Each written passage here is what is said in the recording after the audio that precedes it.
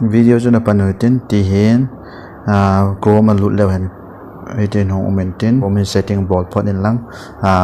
desktop mode hi desktop mode na hai hi lai desktop mode kiti a hai desktop site kiti hi click na ball ding hi click ball jun tin tan tin YouTube na type ding hai why youtube.com youtube.com hi youtube.com hi click na ball ding tin tan tin chilaya nalim umna hi click na ball ding chitingal your channel lu nin lang hi tin hom tan tin chiu ting customize channel chun lu nin lang customize channel chun lu nin nam lu la hi tin ting a hi in ting a hi namu ding a hi in anoi langa hi setting ding setting hi ne click ding hi setting click la chun tin tin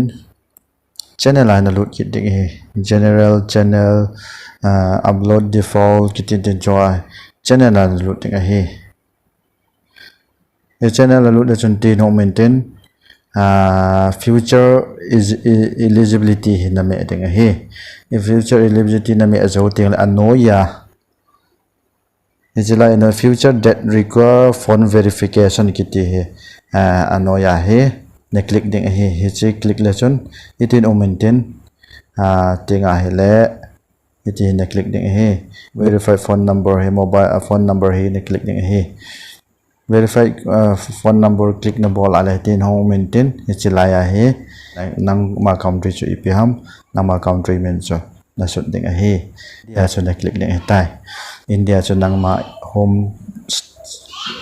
country ji chun India ne click ding tai India click jo te la call me with an automatic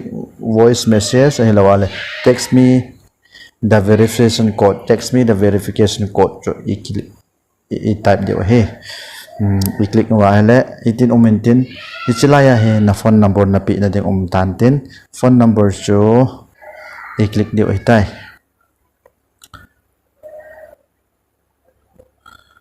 click tan mobile number iti hitan submit i click de submit click la cho na mobile la hi code hong tin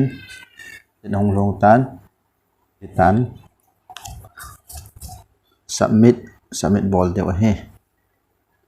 verify hai tai hai cha hai to hai verify hai tai congratulations your YouTube account is now verified kiti tai he